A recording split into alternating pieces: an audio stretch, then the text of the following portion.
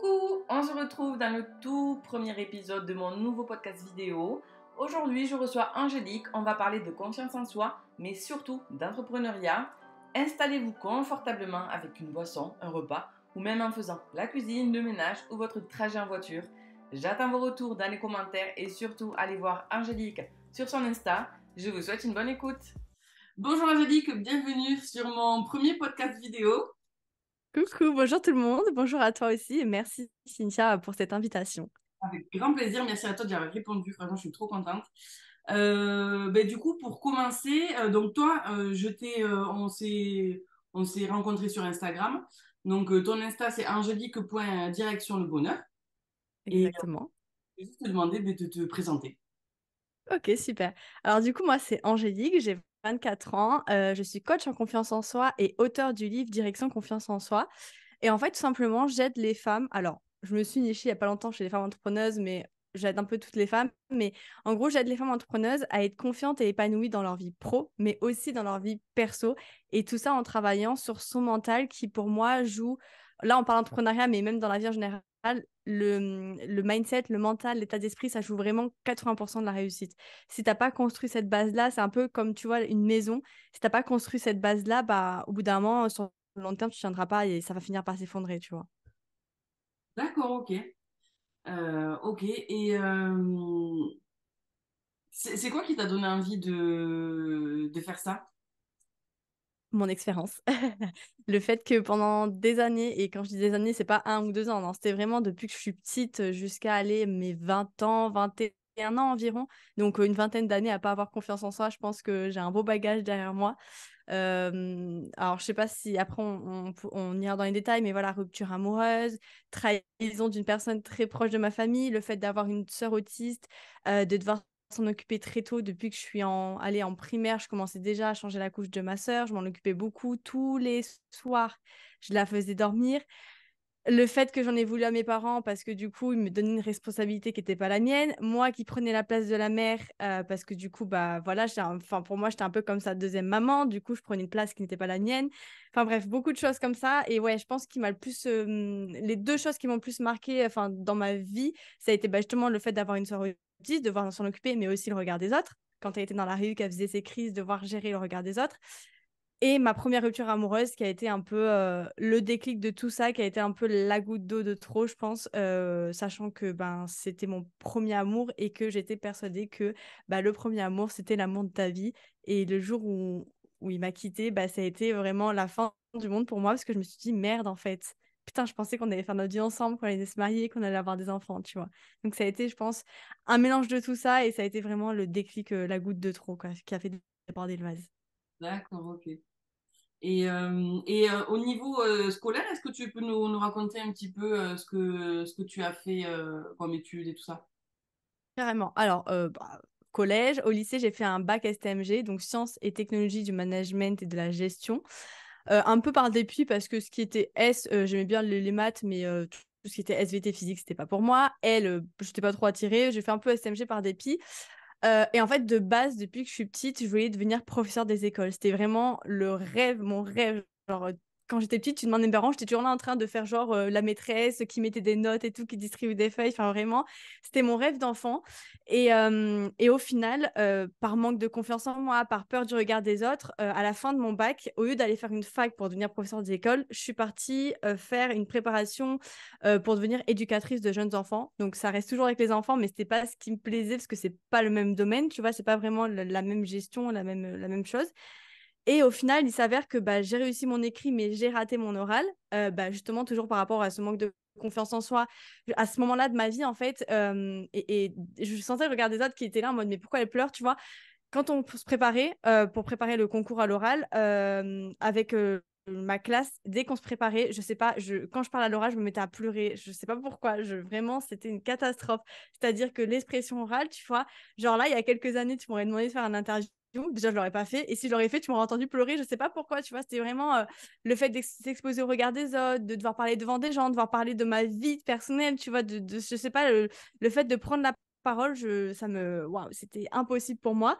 Bref, du coup, j'avais raté l'oral. Donc, au final, bah, j'ai décidé de partir quand même en fac de psycho. Je me suis dit qu'en fait, c'était peut-être un signe pour finalement aller en fac de psycho et continuer mon rêve de devenir professeur des écoles. Entre-temps, j'étais animatrice dans des centres aérés. J'ai fait un stage en maternelle et au final, la réalité du terrain n'était pas du tout la même que ce que j'imaginais. J'ai vite désenchanté et je me suis rendu compte qu'en fait, c'était pas du tout un métier qui me correspondait. Physiquement, mentalement, c'était pas possible. Et du coup, bah, j'ai eu un peu ce déclic vraiment, mais à la fin, toute fin, genre à ma troisième année de psycho, juste genre 2, 3 mois avant mes partiels.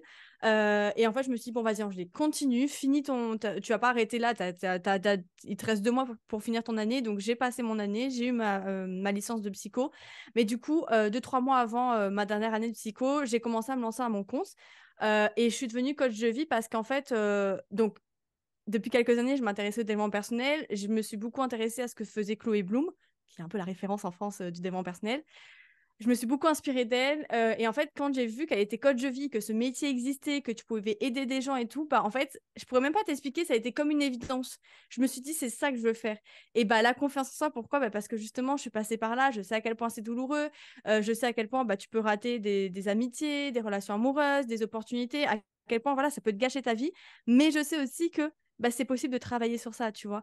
Moi, il y a quelques années, quand j'avais pas confiance en moi, j'avais cette croyance que bah, la confiance en soi, c'était inné et que j'aurais jamais confiance en moi. Et en fait, avec les années, avec du recul, je me suis rendu compte que c'était une excuse, en fait, que je me mettais pour pas passer à l'action, parce que je ne savais pas comment faire, justement. Du coup, je me disais, bon, bah, c'est bon, de toute façon, c'est inné, je peux rien faire, tant pis, bah, c'est la vie, quoi. C'est comme ça. C'est comme les gens qui ont un boulot qu'ils aiment pas, bah, ils disent, bah, tant pis, c'est comme ça, c'est la vie. Bah, tu vois, c'était pareil. En fait, je me suis rendu compte que c'était totalement une excuse. Donc, voilà un petit peu pour le parcours. D'accord, ok. Ouais, mais je suis totalement d'accord avec toi. C'est vraiment des excuses qu'on se donne pour pas avancer, quoi. Parce qu'en fait, ça fait peur d'aller dans l'inconnu. Ouais. On sait pas, ça fait tellement peur. Et c'est vrai que la confiance en soi, ça bloque vachement plein de choses. Enfin, moi, je sais que, pareil que toi, il y a plein de choses que j'ai pas faites dans ma vie parce que je manquais de confiance en moi et que j'avais peur du regard des autres et tout. Et c'est quelque chose que je partage vachement sur Insta parce que je veux faire comprendre aux gens que dans tous les cas, quoi que tu fasses, on te jugera de toute façon. C'est clair. Donc vraiment, il faut que ça nous passe au-dessus, quoi. Ouais. Donc, je suis totalement d'accord avec toi. Donc du coup voilà, c'est ce que donc toi tu proposes des accompagnements individuels ou de groupe ou comment tu proposes et t'as fait une formation alors, excuse-moi je sais un peu t'as fait une formation de coach de vie ou pas du tout hein. Alors, j'ai fait une formation pour apprendre le métier de coach de vie, donc tout ce qui est marketing, mais aussi surtout bah, comment gérer une relation avec un patient, enfin un patient, un client, enfin tout ça, tout ce qui est relation et tout. Comment mener un coaching, une séance de coaching. J'ai fait aussi une formation psychologie positive et une formation en mode bah, vraiment plus centrée sur justement la relation avec le client, comment l'emmener à ses objectifs, comment créer ses séances, etc. Psychologie positive. Et voilà, après, ça a été des formations sur le marketing et tout. Mais comme je le répéterai jamais assez, et je sais à quel point, bah voilà, en France, surtout, bah, le fait d'avoir un diplôme, c'est important et tout. Alors, je vais être honnête avec vous, les formations que j'ai passées en psychologie positive et tout, elles sont pas du tout certifiées. Elles sont certifiées, mais pas par l'État, pas à proprement parler. Mais en même temps, ça m'empêche pas d'avoir eu des résultats sur moi-même et d'avoir eu des résultats ben, chez mes clientes. En fait, si vous voyez toutes mes clientes, elles ont eu des résultats. Et en fait, j'ai beaucoup de gens.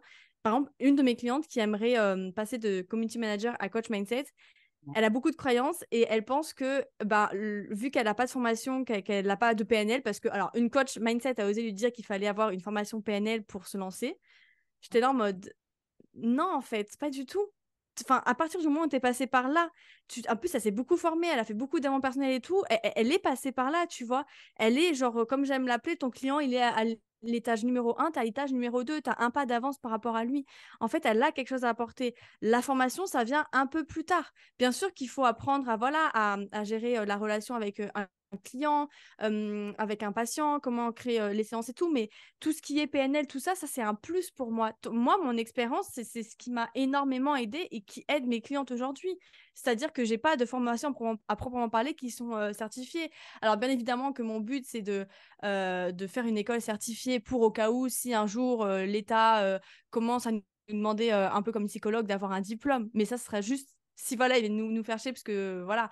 Mais sinon, en soi, j'ai pas besoin de ça pour me dire, bah en fait, je suis capable, je peux aider les gens. Pour moi, c'est qu'un bout de papier, en fait. Et le nombre de personnes que je vois qui me disent qu'ils ont fait des écoles certifiées et qu'au final, ça leur a pas servi parce qu'on leur a rien appris, franchement, ça me donne pas du tout envie de faire une école, quoi. Alors oui, la PNL, ça m'intéresse, j'ai envie d'apprendre plus.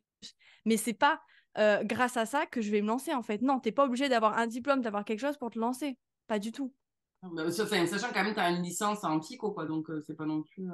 Ouais, alors oh, tu vois, honnêtement, tu vois, ça m'a aidé, mais pas tant que ça, parce qu'en fait, justement, quand j'étais partie en psycho, j'étais un peu la meuf en mode bisounours, tu vois. Je pensais que aller en psycho, j'allais apprendre plein de trucs sur le développement personnel, tout ce qui est, tu vois, je pensais que la psycho, c'était développement personnel. Et quand je suis arrivée, qu'on a commencé à faire des statistiques, de la neuroscience et tout, j'étais là en mode, mais qu'est-ce que je fous là? Merde, dans quoi je me suis embarquée? Et en fait, tu vois, bah, j'étais un peu déçue parce que c'est des trucs un peu trop scientifiques, tu vois. Et si j'avais pas fait un bac S, c'est un peu pour ça, tu vois. Donc, c'était intéressant. J'ai appris des choses sur le cerveau, mais ça m'a pas non plus servi à 1000%, tu vois. D'accord, ok. Ok, ok. Donc, comme quoi. Bien, c'est clair. Et depuis quand tu t'es lancé, quand est-ce que tu t'es lancé à ton compte? Alors, je me suis lancée officiellement, je crois que c'est le 12, c'était en avril 2021.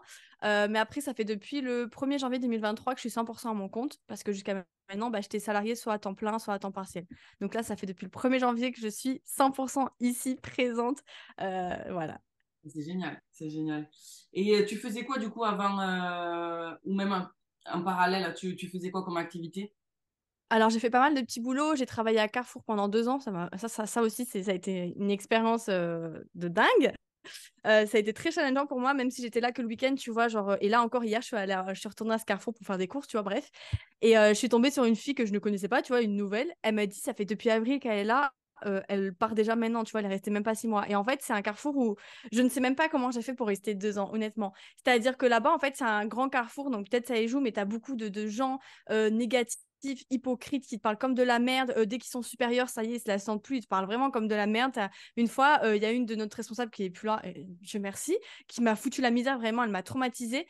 Et une fois, à une de mes collègues, elle lui avait dit ta gueule en pleine caisse devant tout le monde. Et en plus de ça, l'anecdote, c'est qu'il y avait la mère de ma collègue qui était en caisse et elles ont commencé à se battre en mode mais comment tu parles à ma fille en fait, ça va pas ou quoi? Bref, et du coup, voilà, tu vois, t'imagines un peu le délire que c'était. J'ai resté 2 ans et franchement, j'en pouvais plus. C'est-à-dire qu'en fait, allez, ouais, les derniers mois où je suis allée travailler là-bas, où je savais que enfin, j'avais un mois de préavis, je demandais à mon copain de m'accompagner parce que j'avais une boule au ventre, c'était vraiment horrible. Et je me rappelle, les derniers jours, je pleurais. Genre vraiment, je voulais pas y aller, tu vois. C'est comme quand t'es à l'école, je sais pas, que t'as pas envie d'y aller, bah là, c'était pareil. C'est-à-dire qu'en fait, c'était tellement anxiogène pour moi, genre vraiment, je pourrais même pas t'expliquer, c'est juste que l'environnement, c'était trop négatif, c'était trop, enfin, toujours en train de juger les gens, toujours en train de te critiquer. Tu savais très bien que dès que t'allais tourner le dos, on allait te critiquer et tout. C'était vraiment, mais très, très anxiogène. Et j'ai réussi à rester 2 ans, franchement, c'est un miracle. Bref, à part ça, j'ai fait Intermarché. Qu'est-ce que j'ai fait? J'ai fait les centres aérés presque tous les étés. Alors ça aussi, tu vois, genre ça, tu vois, ça fait partie de. Enfin, c'est là que je vois que je suis quelqu'un de très persévérante. Pendant 2 étés de suite, même peut-être trois, je sais plus. Les étés, juillet, août, je faisais le centre aéré. Donc déjà, c'était payé vraiment de la misère comme une merde. C'est pour ça que j'ai arrêté aussi. C'est-à-dire qu'en fait, je faisais 50 heures par semaine. Donc du lundi au vendredi, 10 heures par jour. Et en plus de ça, qu'est-ce que je faisais? Bah, le week-end, je travaillais à Carrefour. C'est-à-dire que pendant 2 mois, je n'avais aucun jour de repos. C'était une catastrophe. Je faisais 60 heures par semaine. Je ne sais même pas comment j'ai tenu. Honnêtement, je ne sais même pas. En plus, l'été qui fait bien chaud et tout. Mais surtout avec Voilà. Donc, les avec eux, ouais. aéré, bah, Donc, t'avais la semaine, les enfants, moi je kiffais, hein, mais c'est juste que voilà, ça a été aussi pour ça que j'ai arrêté, c'est que t'es payé de la misère. Moi qui suis quelqu'un qui me donne à fond, qui a envie de faire kiffer les enfants, bah du matériel, il avait rien, il y avait des feuilles, des crayons, super. Et quand il passait, il te disait, mais tu peux pas faire une activité un peu plus poussée ou de la faire colorer, mais en même temps, il me donne pas de matos. Donc, moi, en fait, tout ce que je gagnais, le peu d'argent que je gagnais, bah en fait, je le remettais. Et mes parents, ils m'engueulaient, même mon copain, il me disait, mais t'es folle ou quoi? Tu vas acheter des trucs, ils ont qu'à te le fournir. Je fais, oui, mais ils nous le fournissent pas. Et en fait, j'étais tellement dans ce truc de vouloir faire kiffer les enfants tellement que j'aimais les enfants, tu vois que bah moi c'était rien pour moi d'aller acheter du petit matos et leur faire des activités. vois qu'ils kiffent, faut leur arrêter, tu vois. Pour moi, c'était ça le but. Et bref, et heureusement, Dieu merci, les 2, 3 dernières années, j'avais une équipe de folie avec qui je m'entendais super bien et tout. On est encore en contact, donc tu vois, j'ai quand même eu des bonnes choses. Mais voilà, j'ai eu. Qu'est-ce que j'ai fait d'autre? Oui, la dernière chose que j'ai fait, c'était. Alors, mais en fait, j'ai l'impression que tous mes boulots sont mal terminés. La dernière chose que j'ai fait, de juillet à décembre 2023, j'ai travaillé dans une librairie. Ouais. C'est très bien passé. Sauf que bah, à la fin, c'est pas bien passé pour te faire un petit court résumé, parce que c'est pas le sujet. Mais en gros, je devais finir le 31 décembre. C'était un CDD, mon contrat finissait le 31 décembre. Et je sais pas, 1 ou 2 semaines avant, j'ai parlé avec mon patron et le responsable. Et en fait, je leur avais demandé si je pouvais avoir j'avais 2 jours de repos et 5 jours de boulot. J'avais demandé si je pouvais avoir un jour de repos en plus parce que j'étais à mon compte à côté. Ils savaient très bien, tu vois, j'arrivais plus à gérer 38h30 par semaine plus le week-end bosser sur ton business. C'était pas possible, j'étais trop fatiguée. Et ils me disent oui, oui, et c'est eux qui m'ont proposé un 32 heures. C'est-à-dire qu'ils me proposent un 32 heures, je leur dis ok, c'est bon, et je vois que j'ai toujours pas de nouvelles. Le jour même ou la veille, je crois, et c'est moi qui suis allée voir mon responsable parce que j'avais pas de nouvelles, je leur dis mais en fait, comment ça se passe du coup? On continue ensemble, on arrête, on fait quoi en fait? Et mon responsable, il me dit ah bah le patron n'a pas aimé le fait que vous demandez un temps partiel, du coup on vous prend pas. Alors attends, je fais pardon, mais en fait, le temps partiel, c'est vous qui m'avez proposé 32 heures, sachant que c'est même pas un temps partiel, 32 heures, excuse-moi, il y a 3 heures en moins par rapport aux 35 heures. Donc pour moi, c'est pas un temps partiel. Et en fait, c'est vous qui me l'avez proposé. Et tu vois, ce patron-là, c'est trop en mode un gamin. Genre vraiment, je ne sais même pas comment sa librairie tient encore. Vraiment, je sais pas, c'est vraiment de la magie, un miracle. Et après, voilà, s'en est écoulé plein de choses. J'ai eu beaucoup de complications avec lui parce que mon livre, du coup, je le vendais là-bas. Il m'a pris plus d'argent que prévu, il a mis plus de temps à me payer, enfin bref, et de toute façon, enfin, j'aurais pu faire appel à un avocat et tout, mais j'avais plus à perdre qu'à gagner, parce qu'en fait, il y avait 90 euros de différence, et franchement, je me suis dit, vas-y, c'est pas grave. Je préfère perdre 90 euros et voilà, au moins c'est fait, tu vois. Mais bref, beaucoup de complications avec, je crois, ça a été un des boulots, avec Carrefour, ça a été un des boulots les plus pires. Enfin, c'est très bien passé à la librairie, mais vraiment à la fin, ça a été une catastrophe, quoi. Ouais. Donc, je suis bien contente d'être à mon compte. Donc, parfois, le salarié, c'est pas toujours évident, quoi. Faut composer Ouais, chacun tandis que quand tu as ton compte, tu choisis avec les gens avec qui tu veux travailler et c'est ça qui est vraiment bien, quoi. Euh, exactement. et alors, donc bon, tu nous as déjà expliqué pourquoi tu t'étais lancé dans l'entrepreneuriat, quoi, en début de vidéo. Alors, quelle idée, enfin, comment tu as eu cette idée-là? Enfin, alors, tu nous as parlé du déclic du coach de vie que tu as, mais par rapport à. Non, c'était pas Chloé Chloé, Bloom. c'était Chloé, hein? C'était par Ouais. rapport à ça. Et directement, tu as su que c'était dans ça que tu voulais te lancer, que tu voulais faire. Ouais, ça a pris un peu de temps en fait, ça a été un peu comme un déclic, c'est-à-dire que ben Chloé Bloom, je la suivi depuis des années, ben ma rupture amoureuse avec mon premier amour, ça a été en 2017, je pense que depuis 2018, ouais, vers 2018, je m'intéressais beaucoup dans mon personnel, c'est ça qui m'a permis aussi de mettre les pieds dedans. Et en fait, j'avais connu Chloé Bloom depuis un petit moment, mais en fait, je sais pas pourquoi. Je savais qu'elle était coach de vie, je savais que c'était possible, mais en fait, je sais pas pourquoi j'ai eu ce déclic à ce moment-là. Je pense que le fait d'avoir la fin d'année, de devoir après faire un master, je pense qu'en fait, je me suis dit, mais en fait, non, c'est pas ça que je veux faire. Ce métier ne me plaît plus, prof des écoles. Et je pense que j'ai eu ce déclic à ce moment-là de me dire, mais en fait, qu'est-ce que je fais après mes partiels? Je fais quoi? Et en fait, je pense que bah, le fait de continuer sur le développement personnel et tout, et j'ai eu un déclic comme ça qui me suis dit, mais en fait, oui, c'est ça que je veux faire. Et tu vois, c'est pour ça que j'ai du mal des fois à l'expliquer parce qu'en fait, des fois, c'est dans ton cœur, c'est comme une évidence en fait, c'est inexplicable, tu vois. Des fois, c'est un peu comme les relations amoureuses, tu vois, c'est inexplicable, c'est dedans, c'est dans ton cœur, tu vois, c'est en toi. Et là, c'est pareil en fait, c'est comme si ben, ce métier était venu à moi comme ça en mode putain, j'ai dit que c'est ça que tu dois faire, tu vois. Genre, ça a été vraiment une évidence pour moi, c'est inexplicable, mais ouais, ça a été une évidence. Et je pense que voilà, j'ai tellement souffert pendant des années. Que ce soit par rapport au manque de confiance en soi, le fait de ne pas avoir un très bon mental, que du coup, je me suis dit, mais en fait, bah, je veux à mon tour aider les femmes et les hommes, mais particulièrement les femmes, je veux à mon tour aider les femmes à enfin avoir confiance en elles, enfin prendre le pouvoir de leur vie parce que oui, c'est possible, tu vois. Et je voulais aussi transmettre ce message bah, d'espoir, tu vois, de se dire, mais en fait, ouais, c'est possible, en fait, oui, aujourd'hui, c'est dur, oui, aujourd'hui, bah, t'as du mal et tout, mais ça veut pas dire que toute ta vie sera comme ça. Si aujourd'hui, tu décides de prendre ta vie en main, de travailler sur toi, crois-moi que derrière, tu vas avoir de très belles choses. Et tu vois, c'est un peu ce message d'espoir que j'ai voulu faire passer par rapport à mon expérience, par rapport aux expériences d'autres personnes, que ce soit mes clientes ou des personnes connues, ou etc. Tu vois. D'accord, ok. Non, c'est un beau message, en tout cas. Et du coup, comment, comment tu t'organises pour, au niveau de ton entreprise, quelle organisation tu as? Est-ce que tu arrives à séparer ta vie pro, ta vie perso? Comment tu travailles, quoi? Alors, au tout début, pour être honnête avec toi, en fait, ça dépend. Il y a des jours où je suis hyper organisée et des jours où je suis pas du tout organisée. Je sais pas, j'ai pas de juste milieu. Moi, ça n'existe pas. Mais pendant des années, mes premières années en fait, surtout quand j'étais salariée, c'était compliqué. Mais quand j'étais salariée, franchement, je t'avoue que même un 10 heures à Carrefour, c'est-à-dire que la semaine, j'étais fatiguée. Je ne sais pas comment je gérais mal. Je pense, je gérais très mal. Et en plus, je faisais des tâches qui étaient vraiment inutiles, qui m'aidaient pas à avancer dans mon business. Enfin, vraiment, c'était une catastrophe, quoi. Et du coup, en fait, j'arrivais pas à trouver d'organisation. Je n'y arrivais pas. Je sais même pas comment je m'organisais, mais j'y arrivais pas. Et en fait, depuis que je suis à mon compte à 100%, j'ai trouvé un peu ce fonctionnement de faire qu'en gros, le matin, c'est plus en mode tout ce qui est perso, ménage, courses, passer du temps avec mon entourage, tu vois, vraiment le côté perso. Après, des fois, quand je fais des interviews, parce que j'interviewe des femmes aussi sur mon podcast et des hommes, quand je fais des interviews, je les fais le matin pour être au calme.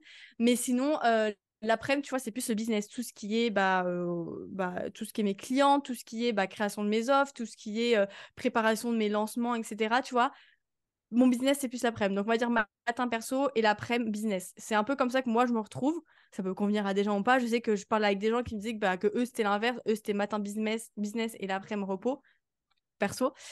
Mais voilà, moi, c'est comme ça que je fonctionne et pour l'instant, ça me va très bien et je suis contente d'enfin avoir trouvé mon organisation. Ah, mais c'est cool, hein. Et ouais, c'est vrai que plus souvent, on dit que les gens sont plus productifs le matin et Mm. ils arrivent moins à travailler l'après-midi. Moi, je suis plus team matin, mais aussi team soir, hein, les deux, en fait, tu vois. Le Ah matin, non, moi, une fois que les enfants sont couchés et tout, je ouais. peux bosser, voilà, j'ai d'autres idées qui me viennent, donc Ouais, voilà, forcément, quand t'as des contraintes aussi, tu vois, moi, j'ai pas d'enfant, donc le soir, tu vois, je préfère être tranquille, mais toi, c'est vrai que le soir, quand ils dorment, c'est plus propice pour toi de pouvoir bosser. Donc, forcément, tu vois, il y a aussi les contraintes à prendre. C'est ce que je dis aux gens quand tu me demandes, mais comment on fait pour s'organiser? Faut aussi prendre tes contraintes. Est-ce que tu as des enfants? Est-ce que tu es salarié? Est-ce que si, est-ce que ça, tu vois? Et vraiment, mettre tes contraintes entre guillemets, parce que c'est pas des contraintes, mais tes contraintes entre guillemets dans ton planning et savoir, ok, tel jour, là, je pourrais pas bosser, donc je vais bosser l'après-midi ou quoi, je vais décaler à un autre jour, tu vois. oui, oui, oui. Et t'as beaucoup de clients, enfin, non, ma question c'est, est-ce que tu fais des coachings de groupe ou des coachings individuels? Ou les deux, ou est-ce que tu proposes des deux? C'est... Alors, j'ai pas mal de choses. J'ai commencé, et là, ils sont encore d'actualité. Alors, j'ai deux types de coaching individuels. J'ai les coachings individuels en mode express, c'est un appel d'une heure, en mode SOS, coup de pied aux fesses, t'appelles ça comme tu veux. C'est-à-dire que la personne m'envoie un message ou réserve son créneau, en mode voilà, Angélique, j'ai besoin de toi là maintenant. Et en fait, pendant cet appel, qu'est-ce qu'on fait? C'est une heure. C'est pas beaucoup, mais peut y avoir. J'ai eu pas mal de gens qui ont pris ce coaching d'une heure et qui ont eu déjà eu beaucoup de déclics et qui ont déjà commencé à avoir des résultats. En fait, dans cet appel d'une heure, je prends ta ou tes problématiques de moment, deux, trois grands max pour qu'on puisse vraiment travailler sur chacune des problématiques. Je te donne tous mes conseils et exercices personnalisés et à la fin de la séance, je t'envoie une checklist avec tes actions à réaliser pour régler cette ou ces problématiques. Donc, c'est des coachings express. Et ça, c'est bien pour ceux qui ont un petit budget, parce que c'est un appel de 100 euros pour ceux qui ont un petit budget ou qui n'ont pas vraiment de temps. Et sinon, pour ceux qui veulent un accompagnement un peu plus long, j'ai mon coaching individuel sur 5 semaines. Donc, c'est une séance par semaine pendant 5 semaines. À chaque fin de séance, pareil, il y a une checklist, il y a un plan d'action à réaliser pour la séance d'après. Et il y a aussi un accès à mon numéro de téléphone pour pas se retrouver seul et vraiment avoir ce suivi quotidien dès que tu as une question, dès que tu as un doute, de pouvoir me contacter. Ensuite, j'ai aussi mon programme Direction Entrepreneuse Confiante. J'ai fait mon premier lancement en mai. D'ailleurs, là, mon deuxième lancement sera du 31 août au 10 septembre. Mais en gros, c'est un programme pour les femmes entrepreneuses qui souhaitent avoir confiance en elles, avoir confiance en leur business, travailler sur leur mental. Enfin, voilà, je ne vais pas tout expliquer, mais en gros, voilà, c'est vraiment cette notion de prendre confiance en soi, prendre sa place d'entrepreneuse, oser parler de soi, oser parler de ses offres. C'est un programme, donc en fait, il y a deux types d'offres. Il y a soit la formation en autonomie, donc tu as accès aux vidéos, c'est un module par semaine pendant 6 semaines, donc il y a 6 modules. Et tu as aussi des bonus, donc en fait, au premier lancement, on avait fait des masterclass, il y a 4 intervenantes qui étaient venues. Et du coup, ces masterclass seront en replay. Et il y aura aussi deux, trois autres personnes qui vont intervenir en live pour les nouvelles personnes qui seront en direct. Donc ça, c'est la partie autonomie. La partie plus complète, c'est la formation en ligne, sachant que voilà, à chaque fin de leçon, il y a une checklist. Hein. Il y a vraiment du passage à l'action. Donc, à chaque fin de leçon, il y a une checklist. Donc, la partie plus complète, je m'évade, c'est la formation en ligne, les bonus, mais aussi 1 heure de coaching individuel avec moi. Euh, un coaching de groupe par semaine pendant 8 semaines et un groupe Slack pour pouvoir se retrouver tout ensemble, parler ensemble, avoir ce suivi quotidien, se motiver ensemble, créer des relations, des clientes, des prospects, des collaboratrices, etc. Donc, c'est vraiment programme complet. Ah ouais, Je pense que j'ai tout dit. Après, voilà, là, j'ai créé. Donc, bon, à l'heure où vous écouterez cet épisode, ça sera déjà en ligne et vous pourrez toujours y accéder. Demain, j'ai un petit produit qui sort que j'ai créé avec une de mes anciennes clientes qui est community manager. Un jour, je lui envoie un message, je fais Marine, j'ai une putain d'idée. Je veux qu'on fasse ça ensemble. Et en fait, on a créé un challenge d'une story par jour pendant 30 jours. ouais, Donc, comment ça se passe? En gros, chaque jour, vous recevez une idée de story à faire. Le but, c'est que vous fassiez des stories face cam. Donc, il y a plusieurs niveaux. Le niveau 3, c'est les stories face cam. Petit à petit, peut-être les premières semaines, bah voilà, mais genre la 3e ou 4e semaine, vous commencez à faire les stories face cam. ouais, Mais aussi, il n'y a pas que ça, il y a pas mal de bonus. Il y a une vidéo par jour en mode boost, motivation, confiance en soi, appelle ça comme tu veux, que j'ai réalisé et que vous pouvez écouter. ouais. Il y a des conseils, il y a des tutos, il y a de la musique, il y a des affirmations positives, il y a beaucoup de choses. C'est vraiment quelque chose de complet. C'est pas juste un calendrier éditorial. C'est vraiment plus complet que ça. Et du coup, ça sort demain et c'est un petit produit à 48 euros qui sera offert bah, toute l'année, tout le temps. C'est top ça. Voilà. En plus, c'est bien, je trouve que enfin, je trouve que dans l'entrepreneuriat, ce qui est compliqué aussi, c'est d'être seul. Hein. Parce que du coup, tu es seul dans ton business. Ouais, Et de pouvoir créer des liens avec d'autres entrepreneurs, faire des projets ensemble et tout, ça te permet aussi de sortir de ta routine où tu es tout le temps tout seul. Et c'est, enfin, parfois, je sais que moi, ce qui me fait peur de l'entrepreneuriat, parce que moi, je débute dans cette aventure entrepreneuriale, et c'est ça qui me fait peur aussi parce que ben, du coup, tu as moins de contact avec des gens, tu as moins de liens sociaux et tout. Alors, moi, ouais, j'ai pas trop de vie sociale. Ah, c'est un peu une vie avec les gens du travail. Du coup, c'est vrai que c'est bien de pouvoir, tu vois, un groupe d'entraide et tout. Je trouve que c'est génial. Ça te permet de te sentir vachement moins seul dans ton business, moins seul dans tes galères et tout ça. Donc, je trouve que clairement. c'est vraiment une super idée, quoi. Et puis, tu vois, bon, c'est pas vraiment une de mes concurrentes, mais voilà, elle aide aussi les entrepreneuses, mais dans le sens où, tu vois, j'avais fait un post qui a très bien marché, qui a beaucoup parlé aux gens, c'est que, et j'en parle parce que je veux vraiment faire passer ce message, c'est que les concurrents, ça n'a pas à être des ennemis, en fait. Ça peut être vos alliés. Et en fait, déjà, d'une, le fait que ça soit vos alliés, bah, vous allez vous entendre avec eux, enfin, il n'y aura pas de soucis supplémentaires. Et de deux, bah, en fait, pour moi, le fait de travailler avec tes concurrents, vous allez apporter encore plus de valeur. Parce que, imaginons, moi, je fais une collaboration avec une coach confiance en soi, ben, on aura beaucoup plus de choses à apporter parce que chacune, on a notre vision des choses, on a notre façon de travailler. Et le Ouais, fait de créer un truc tous les deux, bah, en fait, on peut faire des trucs énormes. Donc, ouais. je sais pas, si t'es CM, va contacter des CM. Si t'es, je sais pas, moi, coach business, va contacter coach business, tu vois. On a beaucoup de choses à faire ensemble et à apprendre les uns des autres. Donc, en fait, je trouve ça dommage de ne pas partager ça et d'avoir peur de la concurrence parce qu'en fait, pour moi, il n'y a pas de concurrent, il n'y a que des alliés, des partenaires, appelle ça comme tu veux. Mais vraiment, je veux vraiment qu'on enlève cette notion de concurrent et d'arrêter de toujours vouloir se comparer à eux, se dire bah, qu'en fait, ils sont mieux que nous, etc. Pas du tout, en fait. Pas du tout. Ah, je suis trop d'accord avec toi, mais vraiment. Moi, je pars du principe que chacun a sa créativité, chacun a sa personnalité. Enfin, on est tous différents. Enfin, quelqu'un qui va accrocher avec toi va pas forcément accrocher avec quelqu'un d'autre. Enfin, tu vois, Exactement. pour moi, il n'y a pas de concurrence, vraiment. Moi, je sais que, pardon, je suis aussi créatrice UGC et assistante virtuelle. Et en tant que créatrice UGC, je sais que ben, moi, j'ai pas de concurrence parce que on est vraiment toutes différentes, quoi. Donc, on n'a pas le même âge, on n'est pas, on, a pas, on représente pas les mêmes cibles et tout ça. Donc, vraiment, je pense pour moi, il n'y a pas de concurrence. On est Ouais, puis surtout que on est des, je sais pas combien on est exactement, mais on est des milliards et des milliards sur Terre. Tu vas pas me dire que tous les gens qui sont sur Terre vont aller chez ta concurrente. C'est pas possible. Il y a bien des gens qui vont venir chez toi parce que bah, ta personnalité, parce que, enfin, vous n'avez pas la même personnalité, vous n'avez pas la même vie, parce qu'il y a quelque chose qui va lui parler chez toi, elle va avoir un feeling chez toi et pas chez l'autre, tu vois. Ouais, Enfin, ouais, il y a des milliards de gens sur Terre, il y a bien au moins une personne que tu peux aider. Et ça, c'est le ouais, fait de prendre du recul, de se dire qu'en fait, bah, il y a tellement de gens sur Terre que bah, c'est impossible que tu trouves pas de clients. Bah, déjà, ça, c'est relativisant, tu vois. ouais. Non, c'est clair. C'est clair. Est-ce que tu arrives à te déconnecter quand tu es sur ta vie perso? Est-ce que vraiment tu arrives à couper, à plus penser Alors, pas tout le temps, parce que je sais que c'est un peu parfois impossible. Mais est-ce qu'il y a des moments où tu arrives vraiment à déconnecter, tu dis, bon, allez, là, j'arrête, je pense, qu'est-ce que je suis en train de faire? Voilà. Est-ce que vraiment tu arrives à faire ça? Je plaide coupable, j'avoue. Par exemple, hier, tu vois, je me suis pris c'est un exemple tout bête. Alors, il y a des moments où j'arrive très bien, hein, parce que je suis la première à dire ça à mes clientes, donc si je montre pas l'exemple, ça va pas le faire. Il y a des moments où j'arrive très bien, mais il y a des moments où voilà, c'est dur, tu as envie d'aller voir tes messages, tu as envie de créer quelques trucs, tu vois, tu as la créativité qui arrive. Donc ça dépend des moments. Par exemple, hier, tu vois, je suis allée à la piscine avec mon copain, j'ai profité à fond, tu vois, j'étais pas sur mon téléphone, j'ai dû utiliser une seule fois pour faire une story et c'est tout. J'étais vraiment à fond. Et je m'étais dit, ok, j'ai même fait une story en mode, ah, premier vrai jour off où je travaille pas. Quand je suis rentrée de la piscine, parce qu'on est rentré plus tôt prévu. J'ai bossé un petit peu.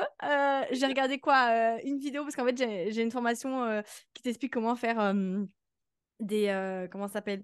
Des contenus Instagram qui Hmm. donnent envie de regarder, etc. Et en fait, j'ai regardé une vidéo, j'ai pris des notes. Ça va, j'ai dû bosser une demi-heure, ça va. Mais j'ai quand même bossé. Donc, ça dépend des moments, en vrai, ça dépend. Genre, si vraiment je suis en train de passer un moment avec mon chéri ou avec ma famille, j'essaye vraiment, vraiment à 100% d'être à fond parce que, voilà, Ouais. pour moi, l'entourage, c'est hyper important et on va pas se mentir, quand tu deviens entrepreneur, c'est aussi pour passer du temps avec ton entourage et tout. Donc ça dépend des moments. Ouais, il faut profiter de l'instant présent, c'est clair. C'est clair. Ouais, ouais, ouais. Et j'avoue, c'est vraiment dur. C'est vraiment dur. Mm. Bah, en Ok. fait, je pense que quand tu es tellement passionné par ce que tu fais, tu kiffes tellement, tu as Ouais. envie de bosser sur ça, tu Ouais, vois. C'est du un coup, bon signe d'un côté, ça veut dire que tu oui, kiffes. c'est sûr. Mais du coup, en fait, c'est parce que c'est même pas un travail, en fait. T'es tellement passionné par ce que tu fais que C'est ça. je trouve même pas que tu travailles, en fait. Moi, je me suis posé la question, je me dis, mais attends, mais est-ce que vraiment je travaille là parce que j'aime trop ce que je fais ou Ouais, ouais, c'est ou clair. et pour alors c'est que je travaille. Et, c'est vrai que c'est pas évident. Euh, Et alors, est-ce que tu as une équipe, tu as délégué certaines tâches de ton activité ou pour l'instant tu gères tout toute seule? Comment tu gères à ce niveau-là? Alors, pour l'instant, j'ai pas forcément délégué. J'ai fait quelques missions en mode C, genre par exemple, ma page de vente là, de mon programme Direction de Preneuse Confiante. C'est Mhm. pas moi qui l'ai faite. J'ai demandé à une web designer de me le faire. Ouais, Qu'est-ce que j'ai pu déléguer d'autre? Je t'avoue que moi et ma mémoire, ça fait deux, mais tu vois, il y a des petites tâches comme ça que je délègue, mais pour l'instant, je suis vraiment toute seule dans mon équipe. Enfin, pour l'instant, je suis toute seule. J'ai pour but, bien évidemment, d'avoir une équipe, mais pas, je ne vois pas avoir une grosse équipe, tu vois, genre. Et j'avoue, je plaide coupable que étant un petit peu perfectionniste, j'ai un peu du mal à déléguer, de me dire, ah ouais, mais non, mais ça, tu vois, je veux le faire, tu vois, genre, c'est moi qui le fais, genre, je veux le faire à ma manière, j'ai peur que ça soit pas aussi bien fait. Mais parfois, il faut savoir lâcher prise et se dire qu'en fait, c'est soit ça, soit tu gères plus ton temps. Et là, par exemple, tu vois, aussi, je vais déléguer un petit peu, parce que là, je suis en train de préparer mon lancement pour mon programme Direction de Preneuse Confiante, comme je te disais. Et j'ai pas mal de choses à faire. Et en fait, il y a une assistante virtuelle qui m'a contactée, qui m'a demandé de répondre à son questionnaire. Elle faisait une étude de marché et en échange, elle m'a offert 3 heures où voilà, elle fait des tâches que je veux. Enfin, elle m'a demandé ce que j'avais besoin de travailler. Elle m'a offert 3 heures et en échange où moi, je dois lui faire un témoignage et tout. J'ai pas dit non, forcément. J'avoue que c'est une bonne aide. Mais bien évidemment que voilà, si je kiffe son travail, il y a possibilité qu'après je refasse appel à elle. Parce que voilà, je pense que les assistantes virtuelles, vous êtes d'une grande aide. C'est même pas que je pense, c'est que vraiment, c'est un bon bras droit auquel on dit pas non. Donc voilà, ça va bien m'aider. Sachant que par exemple, tu vois, il y a un quiz gratuit sur la confiance en soi que je voulais faire depuis un moment. Ça doit faire littéralement 1 ou 2 mois, allez, peut-être pas un mois, 2, 3 mois que je le décale. Je me dis, ouais, je le ferai plus tard, je le ferai plus tard et je l'ai jamais fait. Parce qu'en fait, moi, tout ce qui est un peu création, un peu de technique comme ça, aller sur Meilleur Lit et tout, je t'avoue que ça me fait un peu chier. C'est vraiment un truc qui me saoule, qui me prend du temps et qui me saoule. Du coup, bah, j'ai préféré le déléguer, tu vois. Mais voilà. Donc, ça dépend. Il y a des choses que je délègue, mais pour l'instant, vraiment, en termes d'équipe, j'ai pas d'équipe, j'ai pas quelqu'un que je paye régulièrement, je suis toute seule, quoi. ok. Attends, juste... Les enfants, je vous entends d'ici, s'il vous plaît. Donc, je suis chotée. Je suis désolée. T'inquiète, y a aucun souci. Euh, Alors, quel réseau tu utilises pour communiquer principalement? Instagram. Tu as... Instagram. Ouais, après, je suis un peu partout. Je pense, c'est un truc de multipotentiel, tu vois, je suis un peu partout. Donc, je suis sur Instagram. De temps en temps, quand j'ai pas la flemme, je vais poster des vidéos. Mais vraiment, je me casse pas la tête, hein. Les vidéos que je mets, les reels que je mets sur Instagram, je les mets sur TikTok. J'ai commencé à me mettre sur LinkedIn, mais ça prend pas trop. Mais après, je suis pas tout le temps dessus, je suis pas du tout régulière. Vraiment, l'endroit où je suis tout le temps là, H24, c'est Instagram. Et ça me va très bien. Après, tu vois, par exemple, j'ai téléchargé Thread. Je sais pas si t'as vu, c'est la nouvelle plateforme que Alors, Instagram a mis en place. je peux pas télécharger, ouais. Bah, en fait, j'ai réussi à télécharger, sauf que depuis quelques jours, ça ne marche plus. Du coup, j'ai grave Ah le seum parce que c'était grave bien. C'est une ah nouvelle ouais? communauté, donc tu pouvais faire prendre ta place rapidement. J'ai eu 130, non, même presque 200 abonnés en même pas une semaine. Enfin, franchement, ça monte assez vite, sauf que bah, du coup, ça ne marche plus. À mon avis, ils ont dû Ouais. couper. En fait, ils ont dû couper aux Européens, sauf que je m'étais inscrit, j'avais trouvé un petit tutoriel pour t'inscrire en faisant croire que tu étais aux États-Unis. Ça avait marché, mais là, je sais pas, ils ont dû peut-être cramer, j'en sais rien. Mais je vois, en fait, je peux voir les gens qui publient, mais je peux plus publier. Et je vois qu'il y a encore des Français qui publient, donc je sais pas comment ils font. Je vais leur envoyer un message en mode Help, comment tu fais? Pourquoi moi j'ai été virée? Je ne sais pas. Mais voilà, après, j'ai un podcast dans lequel je publie tous les samedis à midi. J'ai une newsletter dans laquelle je publie tous les lundis à 10h. Et voilà, donc vraiment où je suis tout le temps, mais vraiment tout le temps, c'est Instagram et une fois par semaine, newsletter et podcast.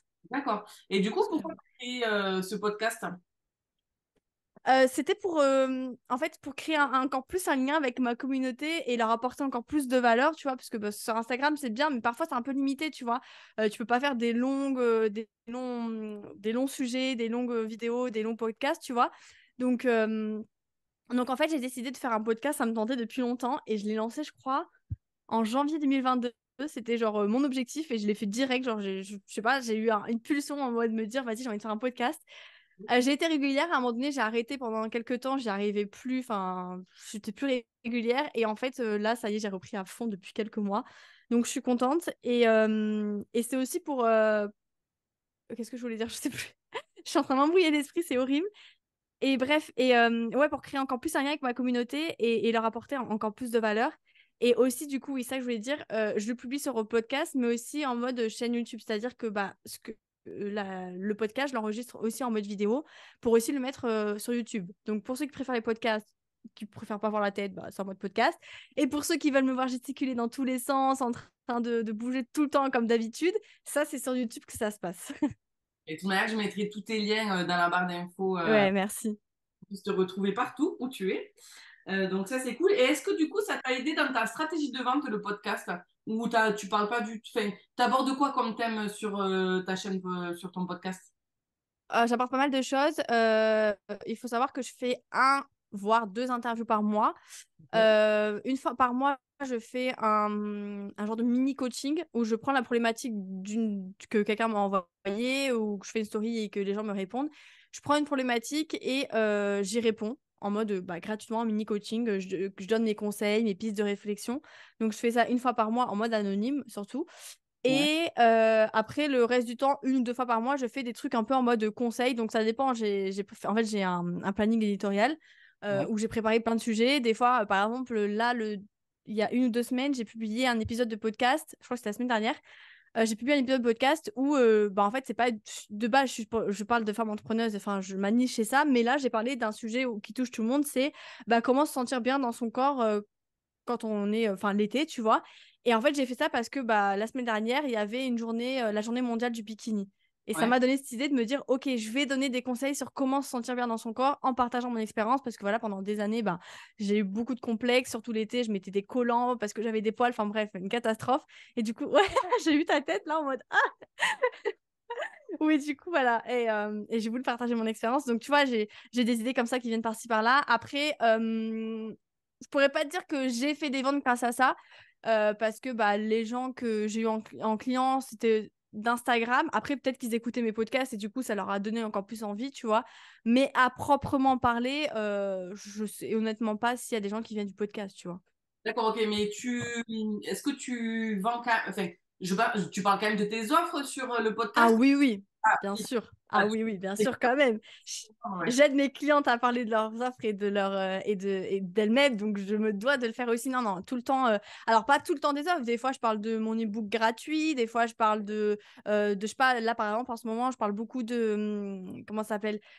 j'ai plus le mot, de la liste d'attente de mon programme direction entrepreneuse confiante. Là, bientôt, les portes ouvrent le 14 août, mais du 28 au 31 août, j'ai fait un challenge gratuit. Donc, je Oui, vais beaucoup en parler aussi, tu vois. Donc, ça dépend. Et je parle de mes offres, mais je parle aussi des fois des trucs gratuits que je oui, peux ok. faire aussi. Oui, oui, ok. Donc, oui, oui, je parle toujours d'un truc, toujours un appel à l'action, tout le temps. D'accord, ouais, ouais, il faut, il faut. Ensuite, est-ce que pour avancer, tu te fixes des objectifs? Si oui, donc du coup à court terme, à long terme, et sinon, pourquoi et comment tu fais pour progresser du coup? Ouais, ça dépend des moments, mais c'est vrai qu'en général, je me fixe des objectifs, mais pas que des objectifs. En fait, je me fixe un objectif, genre par exemple, tu vois, pour mon lancement, je me suis fixé un objectif de tel nombre de ventes, tel nombre de chiffres d'affaires, etc. Tu vois. Et en fait, en plus de l'objectif, donc objectif SMART, tout ça, ce truc vraiment précis, en plus de l'objectif, je me fixe une récompense. C'est-à-dire que si j'atteins l'objectif, ou en tout cas que j'ai tout fait pour l'atteindre, je me fixe une récompense. Ça peut être un petit truc comme un gros truc, tu vois. Par exemple, là, c'est le moment authentique pour moi. C'est pas un truc qu'on a la facilité à partager, mais je vais le partager quand même. Le premier lancement de mon programme Direction de Preneuse Confiante que j'ai fait en mai, j'avais comme objectif de faire au moins 10 ventes. Et vraiment, pour moi, c'était hyper réalisable. J'étais sûre de le faire, même plus. Finalement, j'en ai fait que, entre guillemets, deux. Tu vois. Et en fait, sur le coup, j'ai pris un peu un coup sur mon ego de me dire, mais en fait, qu'est-ce que j'ai fait? Pourquoi j'ai pas atteint mon objectif? Tu vois, pourquoi que deux? Et en fait, après, avec le recul, je me dis, mais en fait, deux, c'est déjà très bien. C'est pas zéro, tu vois, c'est déjà très, très, très bien. Et en fait, j'ai pas atteint mon objectif, mais je me suis quand même fait ma récompense parce que je le méritais, que j'ai tout fait pour, que j'ai tout mis en place et que voilà, il y a plus qu'à. Tout ne peut pas tout le temps marcher. Les objectifs, en fait, sont là pour te motiver entre guillemets. Si tu les atteins pas, c'est pas grave en fait. Il faut que tu réfléchisses à pourquoi tu les as pas atteints, qu'est-ce que tu peux faire mieux la prochaine fois, qu'est-ce que tu peux mettre en place. Tous les objectifs ne sont pas là pour être atteints en fait. Tu peux pas tous les atteindre. Enfin, pour moi, de mon avis, tu peux pas tout le temps atteindre tes objectifs. Par contre, du moment que tu donnes tout, que tu essayes au plus possible de te rapprocher de ton objectif, là, tu as réussi, tu vois. Forcément, quand tu as mis quelque chose en place et que tu vois que ça n'a pas fonctionné, entre guillemets, parce que de vente, comme tu dis, c'est mieux que zéro, tu vois ce que tu peux mettre en place du coup pour réaliser la prochaine fois. Enfin, je pense que tu as des outils d'analyse et tu vois comment tu aurais pu communiquer autrement. Ou, enfin, enfin, voilà, je suis d'accord avec toi, les objectifs, quand tu n'atteins pas tes objectifs, ça te permet de voir ce qui n'a pas marché et faire autrement la fois d'après, quoi. Mais c'est ça, on peut pas tout le temps réussir, ça n'existe pas, on vit tous des échecs, même la personne qui t'inspire le plus, elle a vécu des échecs. Et pour moi, tu vois, j'aime pas ce mot échec parce que pour moi, c'est pas des échecs, c'est des leçons. À partir du moment où tu réfléchis, tu prends du recul, tu te demandes, ok, pourquoi j'ai vécu entre guillemets cet échec, tu, tu retires les leçons que tu as en retiré et que tu apprends tes leçons, à partir de ce moment-là, pour moi, ce n'est plus des échecs, c'est des leçons. Et en fait, c'est ça, en fait. Tu peux pas tout le temps réussir. La vie, c'est pas tout beau, tout rose. Hein. Même si là, je kiffe être dans mon monde de bisounours, des fois, il faut redescendre sur Terre et se dire qu'en fait, non, c'est pas tout beau, tout rose. Tu peux pas tout le temps réussir, tu peux pas tout le temps avoir des résultats. Et c'est normal. Et c'est à ces moments-là que tu apprends le plus. Ouais, C'est à ces moments-là où tu as le plus de résultats, ouais, que ce soit personnellement ou professionnellement. ouais, non, c'est clair, vraiment.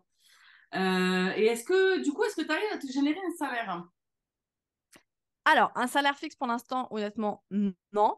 Étant donné que déjà mon programme direction de preneuse confiante, ça ouvre ses portes et ça ferme ses portes. Pour l'instant, c'est pas en evergreen ouvert tout le temps. Étant donné aussi que j'ai mes coachings individuels, mais c'est un certain investissement. En ce moment, c'est plus les coachings d'une heure qui marchent. Par contre, là, je pense que tu vois, le fait d'avoir mis un petit produit en place en collaboration qui sort demain, du coup, je pense que là, ça va me générer un peu plus d'argent, un peu plus souvent, tu vois, parce que c'est un petit produit et que en général, les gens, quand c'est un petit produit, ils sont prêts à investir, tu vois. Que moi, jusqu'à maintenant, j'avais que des gros produits sans compter l'appel d'une heure, c'était minimum 1000 euros, tu vois. Donc, c'est un certain investissement, tu vois, forcément. Donc, en fait, j'ai voulu mettre en place, et c'est aussi ça que j'ai appris de mes erreurs aussi, entre guillemets, c'est de mettre en place un peu plusieurs types d'offres. Des petits prix, des moyens prix, des grands prix.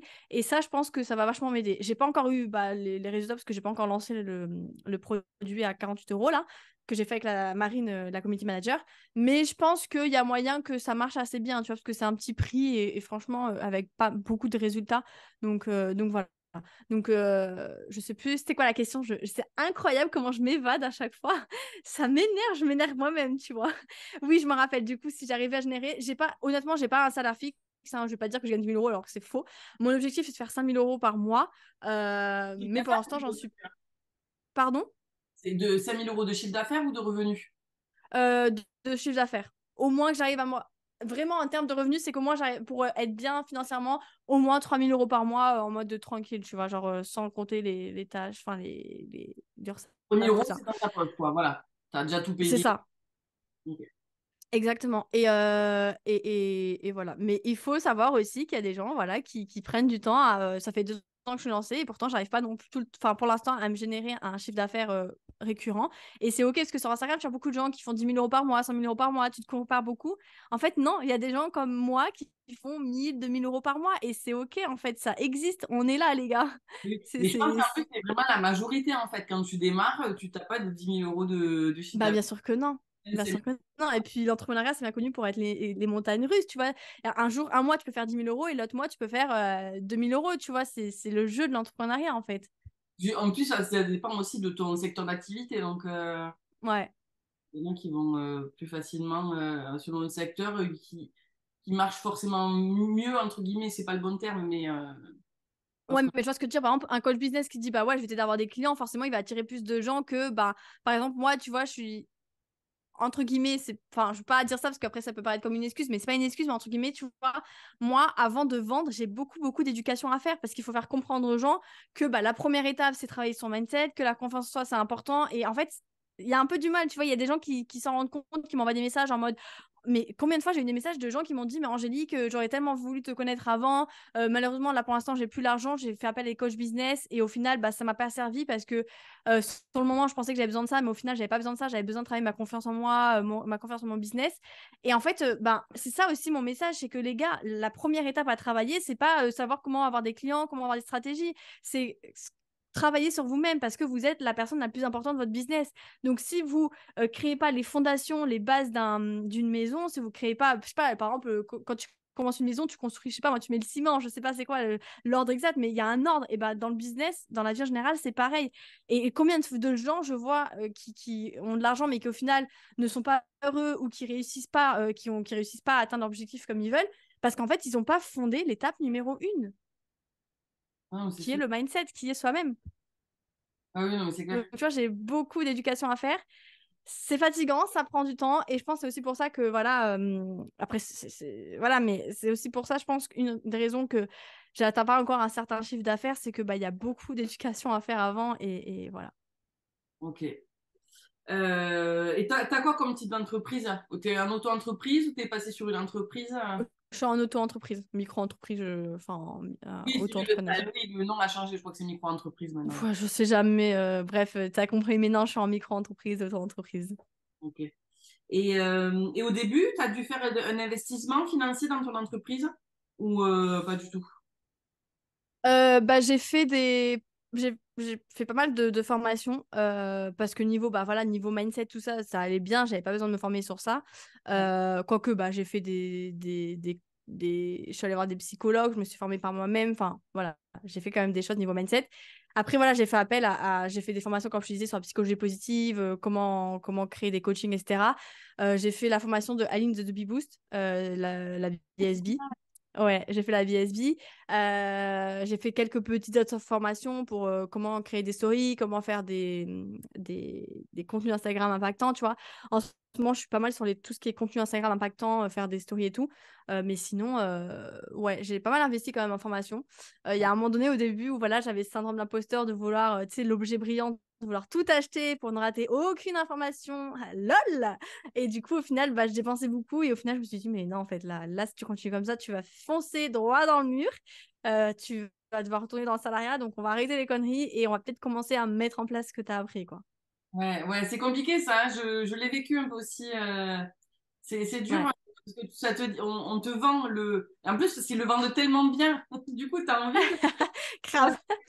Mais t'en as déjà acheté des formations qui t'ont pas, où t'as pas tout mis en place encore. Enfin bon, c'est vrai que tu es vite pris dans l'engrenage, je trouve. d'acheter des formations qui sont parce qu'en plus, C'est elles sont vrai. intéressantes, quoi, tu vois. Parce que en plus, c'est un peu à chaque fois les mêmes formations, entre guillemets, hein. Mais comme c'est pas Oui, une personne qui fait la formation, t'as des points de vue différents et tout, et t'as trop envie de les acheter. Mais après, c'est vrai, ouais. je pense qu'il faut arrêter les bêtises, quoi. À un moment donné, C'est clair. mets en place ce que t'as appris, et après, tu verras pour en acheter d'autres, quoi. Ouais, ouais, clairement. Et est-ce que donc comment t'as réussi à te faire connaître et à trouver tes clients, tes premiers clients et après comment tu réussis? Alors, ma toute première cliente, ça a été bah, justement la collègue que je te disais tout à l'heure que mon ancienne responsable avait dit ta gueule en pleine caisse. Je m'étais bien entendue avec elle et une fois, on avait fait une sortie toutes les deux avec une autre fille qui était sa meilleure amie. Et on a parlé et au final, bah, elle a pris le coaching avec moi. Notre amie, enfin, sa pote a pris mon coaching. Ça a été ma première cliente. La deuxième cliente, je crois que ça a été sur Instagram. Et après, les suivantes, voilà, c'était sur Instagram, le bouche à oreille, le fait que bah, elles se connaissent un peu, du coup, qu'elles parlent de moi, tu vois, c'est vraiment, je pense que c'est vraiment ça, c'est le bouche à oreille. J'ai fait pas mal de, comment ça s'appelle, de rencontres entrepreneurs, tu vois, des trucs en présentiel. Euh, euh, Mon livre aussi, ça m'a apporté une certaine visibilité, tu vois, déjà. Donc, ouais, pas mal, surtout le bouche à oreille. Et la première personne, c'était clairement du bouche à oreille. D'accord, ok. Et t'as mis en place une stratégie de vente, t'as réussi à mettre en place de suite une stratégie de vente. Est-ce que t'as fait Hmm. ton client de cœur, enfin un client idéal, Ouais, ouais. ça tu l'as fait? Pas du tout. Alors, le client idéal, maintenant, je le connais un peu mieux, mais avant, j'avais du mal à me nicher, à me dire, ah ouais, moi, je voulais aider toutes les femmes, tu vois. Et au final, bah, là, je me suis nichée, bah, avec mon programme Direction de Preneuse Confiance, je me suis nichée chez les femmes entrepreneuses. Quoique, bah, ce programme est aussi ouvert aux hommes, aux salariés, tu vois, ça peut aider tout le monde, mais c'est justement ce client idéal. D'ailleurs, j'aimerais faire une petite aparté sur le client idéal, parce qu'on se met une purée de grosse pression dessus. Je sais que c'est dur le client idéal et je connais des gens qui sont pas nichés et qui, par exemple, mon chéri, il est photographe mais c'est pas niché et ça lui empêche pas d'avoir des clients. Donc, avoir vous, tester en vous nichant, tester sans vous nicher, c'est aussi à vous tester. Hein. Le client idéal, c'est une idée, c'est une stratégie, mais c'est pas obligé de marcher pour tout le monde, tu vois. Et surtout, et on revient toujours à cette première étape, le client idéal, c'est bien, mais si tu n'as pas défini la première étape de toi, qu'est-ce que tu veux, qu'est-ce que tu ne veux pas, ça ne va pas matcher. C'est-à-dire que, imaginons, je te donne un exemple, tu as déjà fait des appels découvertes et tu vois que ça ne marche pas pour toi, que tu n'es pas à l'aise, que tu n'as pas confiance en toi, que tu n'y arrives pas, et que ton client idéal, lui, il veut que tu fasses des appels découvertes, tu vas pas te forcer en fait. Donc, c'est-à-dire qu'avant de définir ton client idéal, il faut que tu définisses ce que toi tu veux, ce que tu ne veux pas, ce que tu es prête à mettre en place, ce que tu n'es pas prête à mettre en place. Et en fait, quand tu auras défini cette première étape, après, tu pourras définir ton client idéal qui correspond à tes valeurs, à ce que tu veux faire, etc. Mais si c'est pas aligné à tes valeurs de faire des appels découverts, de faire de la prospection, et que tu le fais, bah, ça va se sentir si tu te forces en fait. Et du coup, forcément, tu vas pas te vendre parce que la personne en face va sentir que tu te forces, que bah voilà, tu es un peu en mode obligation, quoi. Ouais, c'est clair. Et, et du coup, tu as parlé d'un livre là. Qu'est-ce qui t'a donné envie de Oui. lire un livre? J'ai toujours adoré lire, franchement, j'ai toujours adoré. J'avais jamais eu cette idée d'écrire un livre, mais en fait, depuis que je m'étais lancée à mon compte, je me suis dit, mais pourquoi pas un jour écrire un livre? Et c'était un peu un challenge que je m'étais lancé déjà pour me challenger et pour apporter encore plus de valeur et pouvoir toucher bah, déjà un petit livre, un petit prix, tu vois, et pour pouvoir toucher des gens que j'aurais peut-être pas touché grâce à Instagram, grâce à mon podcast et tout, tu vois, toucher d'autres personnes, et avoir plus de visibilité, tu vois. Et bon, du coup, je me suis fait accompagner pour écrire mon livre parce que bah, je sais pas qu'est-ce qu'il fallait faire, comment faire, quelles sont les étapes. Et du coup, je l'ai fait en auto-édition. J'ai aussi, tu vois, ça a été quelques galères aussi que j'ai eu au niveau de l'entrepreneuriat, des gens, bah, des librairies, la Fnac qui veulent pas mon livre parce qu'ils prennent pas d'auto-édition. Et ça, j'ai toujours pas compris pourquoi. Ça m'énerve dans le sens où et je me dis, mais en fait, bah, ça veut dire qu'en fait, ceux qui sont en auto-édition, leur livre, c'est de la merde, quoi. Enfin, tu vois, je trouve ça dommage qu'on laisse pas de la chance à des gens comme moi, des petites personnes comme moi, entre guillemets, de prendre leur place, de montrer ce qu'ils ont à montrer. Tu vois, je trouve ça dommage. Pareil, la maison d'édition Erol, j'adore ce qu'ils font. Hein, mais je parlais avec un gars qui a fait son livre chez Erol. Je lui demandais si tu pouvais pas me donner un contact, tu vois. Et il m'a dit, ouais, mais non, tu sais, eux, ce qu'ils veulent. Alors, je sais pas si c'était vrai, s'il a vu de la concurrence ou pas, parce que lui, il avait fait un livre en dev perso. Mais il me dit, oui, mais eux, ils veulent des gens qui ont minimum 10 000 abonnés, qui ont beaucoup de clients et tout. Alors, si c'est vrai, tu vois, je trouve ça totalement débile parce que c'est-à-dire que donc si t'as pas 10 000 abonnés, ça veut dire que t'as rien à apporter, t'as pas de valeur à apporter. Je trouve ça totalement débile. Donc je trouve ça dommage. Moi, je m'en fous parce que voilà, je compte pas vivre de mon livre, je sais que j'en vivrai pas et j'ai un certain mindset. Mais pour ceux qui ont pas confiance en eux, qui ont pas un mindset, plus ils vont prendre beaucoup de refus, ils vont se dire, bon, en fait, mon livre c'est de la merde, tu vois. Donc je trouve ça vraiment, vraiment, vraiment dommage. Mais Ouais, voilà, super. Et ok, donc j'allais te demander comment t'avais fait pour être édité, mais du coup, t'es en auto-édition, quoi. en auto-édition par Et Amazon on KDP. fait où ton livre? Alors, pour ceux qui habitent à Nice, il est dans 2 librairies à Nice. L'ancienne librairie où j'ai travaillé, mais je pense que ça va bientôt s'enlever parce qu'en plus de ça, bah, tu sais, je te disais, mon patron s'est mal passé. En plus de ça, il a décidé de cacher mes livres, c'est-à-dire que mes livres maintenant, ils sont en bas cachés, je sais pas ce qu'ils foutent là. Et quand j'ai demandé, c'était il y a quelques mois, mais je sais pas qu'est-ce que j'attends pour aller les récupérer, mais il y a quelques mois, quand je leur ai demandé pourquoi ils faisaient là et ils étaient là, ils m'ont dit, ah, mais le patron veut les enlever. D'accord, bah alors rends-moi les. Et quand j'ai voulu les récupérer, ils m'ont dit, ah, mais non, je peux pas, là, je suis occupée, je peux pas le faire.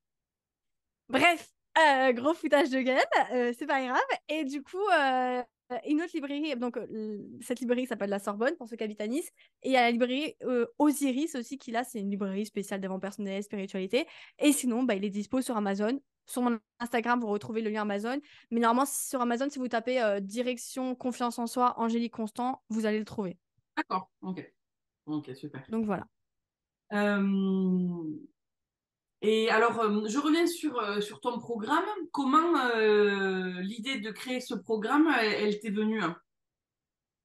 Ouais, parce qu'en fait, bah, du coup, justement, j'avais travaillé un peu sur mon client idéal, de me dire, OK, qui je veux aider exactement. Donc, j'ai commencé à me nicher sur les femmes entrepreneuses et je me suis dit, OK, comment je peux aider les femmes entrepreneuses à avoir confiance en elles? Et du Mm. coup, bah, tout ce qui est problématique, avoir confiance en soi, en son business, avoir un meilleur mental, oser parler de soi, oser parler de ses offres, oser démarcher, enfin, tout ce qui est vraiment cette notion d'oser prendre sa place d'entrepreneuse, d'oser se montrer, de se dire coucou, je suis là, les gars, je peux vous aider, j'ai quelque chose à apporter à ce monde. Et en Mm. fait, bah, c'est comme ça que l'idée m'est venue. Et en fait, aussi beaucoup par rapport au coaching individuel que j'avais fait auparavant. J'avais déjà eu des salariés, mais aussi pas mal d'entrepreneuses. Et je me suis dit, bah, en fait, s'il y a souvent des entrepreneuses qui viennent me voir, c'est que peut-être il y a quelque chose à faire, tu vois. Et j'ai beaucoup repris les problématiques que j'ai eues en coaching individuel pour les mettre en formation dans ma formation. Donc tout ce qui est syndrome de l'imposteur, regard des autres, les concurrents, la comparaison aux autres. Enfin vraiment, j'ai fait un bon truc. Bon, sachant que voilà, si vous y accédez, vous avez accès à la mise à jour. Hein, étant donné que voilà, forcément que dans quelques mois, je vais rajouter des vidéos parce qu'il y aura peut-être des sujets qui m'auront été proposés. Mais pour l'instant, voilà, il y a ça et ça va s'améliorer. Enfin, c'est vraiment le programme que je veux qu'il devienne mon programme phare. Genre, quand on pense à Angélique, on pense à Direction Entrepreneuse Confiante, tu vois. Je veux vraiment qu'il aille très loin, ce programme. J'ai beaucoup d'espoir en lui. Je fais tout pour. Et voilà. Ok, super. Et pour finir, on va parler un petit peu de ton entreprise. Comment tu définirais les valeurs de ton entreprise? Alors, c'est les mêmes valeurs que j'ai enfin, mes valeurs à moi, mes propres valeurs. J'ai 4 grandes valeurs et que je transmets à travers mon entreprise parce que c'est moi avant mon entreprise. L'amour. Je suis une amoureuse de l'amour, une amoureuse de la vie. Vraiment, il y a quelques années, justement, quand j'avais pas confiance en moi, bah, je détestais la vie. Je me demandais qu'est-ce que je faisais là. Vraiment, je n'avais pas goût à la vie. Et jusqu'au jour où bah, voilà, j'ai appris à aimer la vie, à m'aimer et tout. Donc, vraiment, l'amour, c'est vraiment ce que je veux partager autour de moi. La paix. Je déteste vraiment les conflits. Dès que je vois qu'il y a vraiment, par exemple, la dernière fois, quand j'ai vu qu'il y avait des émeutes et tout, ça m'a Ouais. gros stress et tout. Vraiment, moi, tout ce qui est conflit, dès que j'ai un conflit avec quelqu'un, bah, soit enfin, tu vois, j'évite tout ce qui est conflit. Vraiment, je déteste les conflits. Donc, la paix, tu vois. Alors, j'en ai plusieurs, bon, on va garder les 4 principales. Le bonheur, le fait de partager de la joie, de rigoler, mais en même temps de pleurer, de rire, enfin, tu vois, vraiment toutes ces Ouais. émotions et de partager aux gens. Bah, c'est un peu le nom de mon Instagram, Angélique.direction le bonheur. Justement, bah, vous guider vers le bonheur, on a chacun notre définition du bonheur, mais vers le bonheur, vers ce que vous aimez, vers ce que vous voulez être, ce que vous voulez faire, ce que vous voulez avoir. Donc, le bonheur. Euh, J'en dis 5 quand même, parce que j'ai dit 4, mais il y en a 5. Il y en a tellement. Le partage, le fait de partager. Enfin, si je suis devenue coach, c'est pour partager tout ce que je sais, pour aider les gens. Donc, vraiment, ce côté partage. Partage de ce que j'ai apporté, mais aussi prendre ce que les gens ont à m'apporter. Donc, tous partager ensemble. Et du coup, je ne pouvais pas oublier ce dernier-là, c'est la liberté. Le fait d'être libre moi-même, mais d'aider les femmes à être libres. Et d'ailleurs, c'est pas pour rien que bah, le signe de mon business, mais de ma vie en général, c'est la colombe. Le fait D'accord. d'être libre. Et on va pas très bien voir, mais du coup, je me suis fait tatouer d'ailleurs une colombe. Et ça a été, c'était c'est mes deux premiers tatouages. Bon, après, j'ai un scorpion, bref. C'était mes deux premiers tatouages que j'ai fait l'été dernier, je crois. Et vraiment, la colombe, c'était hyper significatif pour moi de la faire en premier, tu vois. Donc voilà, ce côté colombe, liberté, voler de ses propres ailes, faire ce qu'on veut quand on veut, où on veut. Ah, mais Donc génial. ça fait 5, voilà. Voilà, en tout cas. Comment tu vois l'avenir de ton entreprise? Bonne question. Comme je disais tout à l'heure, j'aimerais atteindre 5 000 euros de CA par mois, donc 3 000, environ 3 000 pour moi. J'aimerais quand même commencer un peu plus à déléguer certaines choses, donc pas forcément avoir une équipe de suite, tu vois. Je sais pas si je suis encore prête à gérer une équipe, ou peut-être avoir un bras droit, à voir, tu vois, je sais pas encore. Après, j'ai un énorme projet, mais qui serait plus dans, allez, 10 ans, tu vois. Je veux pas trop en parler parce que je suis quelqu'un qui croit vraiment à ce truc de, je veux pas, enfin, dans le sens où je veux pas me porter l'œil ou quoi, tu vois, s'il faut, ça va pas se faire. Donc voilà, en gros de créer un établissement, je dirais pas plus sur cet établissement, mais de créer un truc physique euh, pour apporter encore plus de valeur. C'est vraiment un projet qui me tient à cœur, vraiment, où je mettrai un peu toutes mes passions. C'est pas juste un petit cabinet, ça va être quelque chose de plus gros. C'est pour ça que je dis 10 ans, parce que c'est vraiment un gros truc que je vais créer. Mais voilà, après, vraiment, continuer à kiffer, continuer à aider des femmes, les aider à vraiment être confiantes, à kiffer leur vie. Et moi aussi, continuer à kiffer ce que je fais, continuer à aider les femmes et surtout continuer à garder toujours ce côté perso, à toujours prendre du temps pour moi, prendre du temps pour mon entourage, etc. Ben, c'est génial. C'est vraiment de beaux projets que tu as en tout cas pour la suite. J'aimerais Yes. pas savoir plus. Et pour finir, quel conseil aurais-tu à donner à tous ceux qui souhaitent se lancer dans l'entrepreneuriat? Penser. Vraiment, je pars du principe que il faut tester dans la vie et que si tu testes et que ça marche pas comme tu veux, ben c'est pas grave, tu auras appris des choses. C'est comme on dit tout à l'heure, il n'y a pas d'échec, il n'y a que des leçons. Et vraiment, à part vous dire foncer, et à la limite, si vous êtes un peu stressé, bah, lancez-vous et gardez un petit boulot salarié à côté. Peut-être pas 35 heures, ça fait beaucoup, mais si vous avez la possibilité, voilà, prenez un 20 heures ou un petit truc comme pour quand même avoir de l'argent à côté et en même temps vous lancer. Mais vraiment, mais foncez. Et c'est comme la confiance en soi, c'est comme tout. Si vous passez pas à l'action, vous n'aurez pas de résultat. Il n'y a pas de secret, que ce soit dans le business, dans la confiance en soi. Je vais prendre l'exemple de la confiance en soi parce que c'est mon domaine, mais si vous voulez avoir confiance en vous, ben, va falloir passer à l'action, il va falloir le faire. Et en fait, vous allez me dire, bah, ok, Angélique, mais ils servent à quoi tes programmes, tes coachings individuels? Ben, en fait, je vous donne justement ces actions-là personnalisées à votre personne, à votre problématique, à qui vous êtes, à ce que vous voulez devenir, à ce que vous voulez faire, avoir. Donc, oui, il y a des actions à faire, mais pas n'importe lesquelles. Des actions qui sont personnalisées à qui vous êtes. Donc, vraiment, j'ai pas d'autre conseil que de vous dire de passer à l'action, de foncer. Et vraiment, je vous le rappelle, la première étape vraiment à travailler, c'est vous, vous-même, votre mindset. Si vous devez investir dans un programme, même si c'est pas le mien, mais investissez sur vous-même d'abord, sur votre confiance en vous, sur votre mindset, sur qui vous êtes, sur qui vous voulez devenir. Mais voilà, je pense que c'est vraiment mon. Je vais faire attaquer par les mouches, ça serait vraiment mon conseil. Ok, ben super, eh ben merci, c'est un super conseil en tout cas. Merci beaucoup. Ben écoute, est-ce que tu as quelque chose à ajouter sur tes projets, sur ce que, donc tu as quelque chose qui se lance fin du mois d'août, c'est ça? Ouais, du 31 août au 10 septembre, j'ouvre les portes de mon programme Direction entrepreneuse confiante. Voilà. Donc Sachant il y a un nombre de places limité? Ouais, alors là, je suis encore un peu en mode réflexion, mais je pense, de toute façon, vous verrez le lien peut-être en description, mais je pense que pour ce qui est la formation en autonomie, il n'y aura pas de nombre limité. Par contre, pour ce qui est du programme complet avec les coachings de groupe individuels et tout, je pense que je vais mettre 15 places grand max. La dernière fois, j'avais mis 30. Bon, je ne les avais pas atteints, mais j'avais mis 30. Et au final, je me rends compte que c'était peut-être un petit peu trop.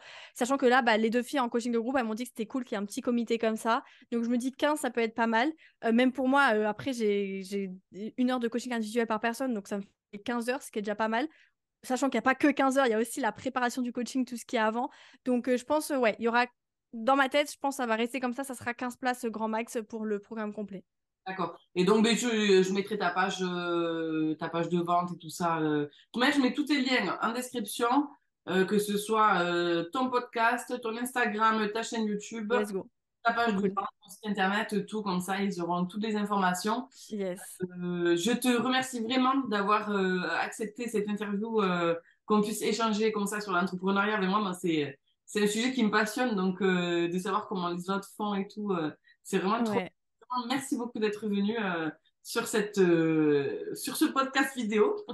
Voilà. Avec grand plaisir, ça m'a fait trop plaisir. Et puis, encore une autre valeur que j'ai d'ailleurs, c'est le fait d'être authentique. Et là, je pense que j'ai dit pas mal de choses authentiques, de dire bah, que j'avais pas forcément atteint mon chiffre d'affaires encore que je voulais, que c'était pas encore régulier, le fait de se mettre un peu à nu, de parler de ce que j'ai pu vivre, de rupture amoureuse, du fait d'avoir une soeur autiste et tout.